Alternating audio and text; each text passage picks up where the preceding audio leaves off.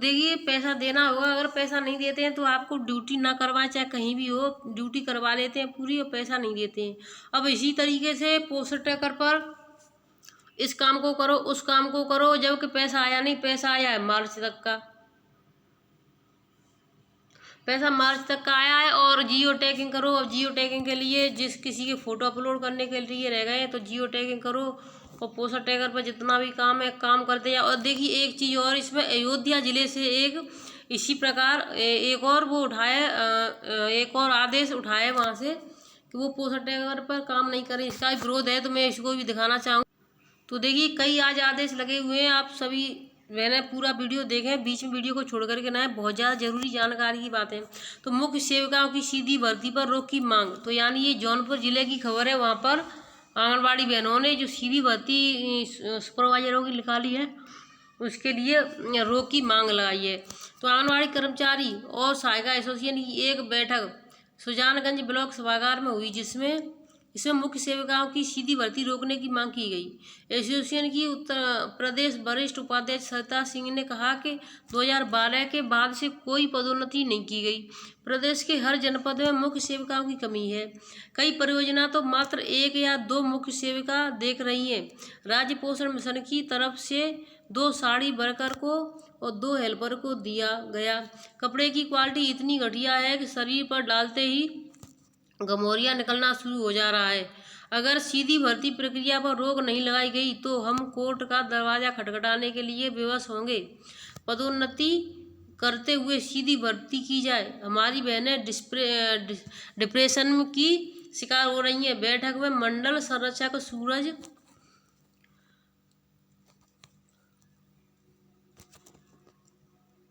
सूरज प्रताप सिंह ने संगठन को मजबूत करने की सलाह दी। जिला मंत्री मीनाक्षी शुक्ला ने आभार व्यक्त किया। बैठक में मीरा यादव, पूनम राय, राजेश्वरी, दीपा मौर्य, शाहजहां, गोमती आदि रही। तो देखिए वहाँ पर बहुत अच्छी खबर है ये कि बहुत ही बढ़िया उन्होंने किया है कि मतलब जो सीधी भर्ती हो रही है उस सीधी भर्ती पर रोक के लिए मांग की है उन्होंने कहा है कि सीधी भर्ती नहीं होगी जब तक आंगनबाड़ी बहनों का मुख्य सेविका पर पदोन्नति नहीं हो जाती, क्योंकि बहनें हमारी 25 साल हो गई हैं, 20 हो गई हैं और कुछ बहनें हमारी रिटायर हो चुकी हैं, कुछ रिटायर के कगार पे हैं। तो कुछ बहनों का आंगनबाड़ी बहनों की भी इसी उम्मीद से लगी थी कि हमारा शायद कभी प्रमोशन हो जाएगा, कभी प्रमोशन हो जाएगा, इसमें कुछ नहीं है तो शायद प्रमोशन हो जाएगा, उसमें कुछ हो जाएगा, हमारे बच्चों की अच्छे से पढ़ाई हो सकेगी। लेकिन बहनों के साथ साथ उनके बच्चों का भी जीवन खराब हो रहा है, क्योंकि कुछ बहनों पर फ़ोन चलाना नहीं आता है और कुछ बहनों को जो पहले फ़ोन मिले थे उनके फ़ोन ख़राब हो चुके हैं, लेकिन अधिकारी अपना काम करवाने के लिए परेशान विवश कर रहे हैं। और रिचार्ज के बिना कैसे होगी ऑनलाइन ट्रैकिंग। और देखिए रिचार्ज के लिए मैंने अभी कहा था रिचार्ज के लिए पैसे नहीं आते हैं, तो रिचार्ज के लिए पैसे नहीं है तो सरकार को सबसे पहले 6 महीने का पैसा डाला था, वो पैसा आपका ख़त्म हो गया मार्च में। मार्च से 6 महीने ये आपके हो चुके अलग से। अभी कोई अता पता नहीं कब आएगा, डालेगी सरकार या नहीं डालेगी। ऊँट के मुँह में जीरा वो कहते हैं ना, डाल दिया और इसी के लालच से लगी रहेंगी मेरे से आज पैसा आ जाएगा, लेकिन पैसा कहीं नहीं आने वाला है। सरकार सिर्फ अपने काम निकालने के लिए अपना ही उल्लू सीधा कर दी। ये वाराणसी की खबर है। आंगनबाड़ी कर्मचारी कल्याण एसोसिएशन के पदाधिकारियों और ब्लॉक परियोजना स्तरीय अधिकारियों की एक बैठक 2 बजे बरोड़ा पुल स्थित PWD परिसर के चतुर्थ श्रेणी कर्मचारी महासंघ के कार्यालय में हुई। जिला अध्यक्ष बाबूलाल मौर्य की अध्यक्ष में हुई बैठक में संगठन की मजबूती और समस्याओं को लेकर चर्चा किया गया। कहा कि सरकार की ओर से आंगनबाड़ी कार्यकर्तियों को स्मार्टफोन तो मुहैया करा दिया गया, लेकिन न तो उसमें व्हाट्सएप चलता है और न ही उसके रिचार्ज के लिए पैसा मुहैया कराया जाता है। दूसरी तरफ जनपद के अधिकारी कार्यकर्तियों पर जियो टैगिंग कराकर ऑनलाइन पोस्टर टैगर ऐप पर कार्य करने का दबाव बनाया जा रहा है, जिसका संघ पुरजोर विरोध करता है। मांग किया कि सरकार प्रति माह आंगनबाड़ी कार्यकर्तियों को 300 रुपये रिचार्ज के लिए उपलब्ध कराए। देखिए भाई साहब 300 रुपये में अब नहीं हो रहा है।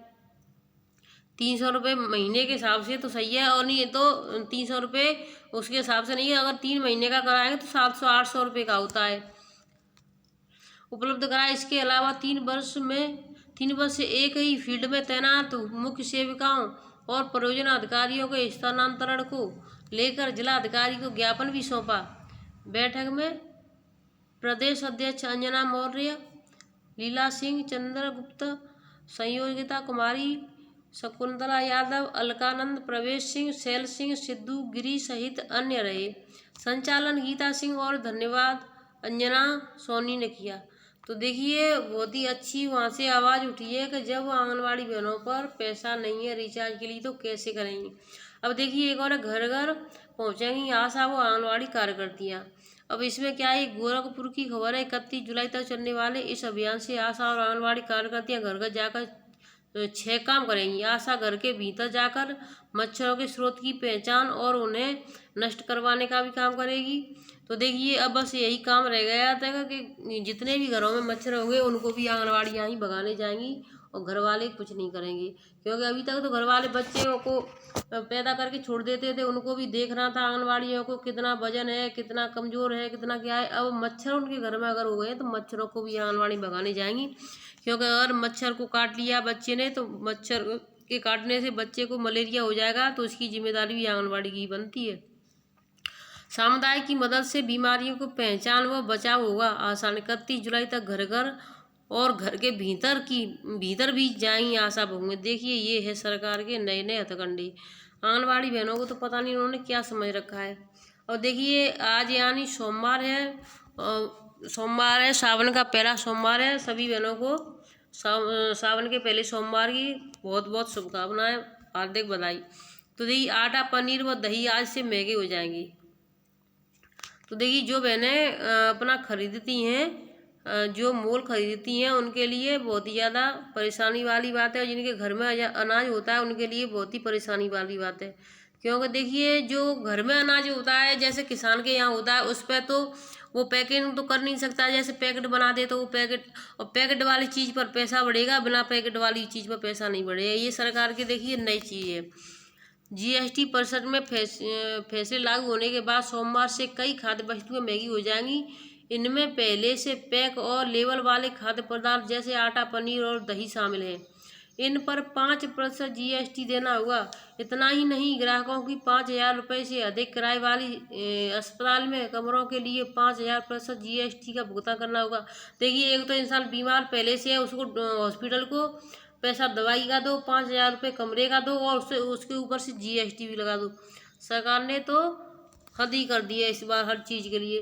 5 जीएसटी भुगतान करना होगा। इसके अलावा 1,000 रुपये प्रतिदिन के कम किराए वाले होटल के कमरों पर 12% देना होगा। बैंक की 18%, बैंक की तरफ से चेक जारी करने पर 18%, एयरटेल समेत नक्शे तथा चार्ट पर 12%। अब इसी तरीके से देखिए हर चीज़ पर पैसा देना ही देना है, सिर्फ करना कुछ नहीं। अब मैं यहीं से आपको बता देती हूँ, पूरे को पढ़ने में वीडियो थोड़ा लंबा हो जाएगा।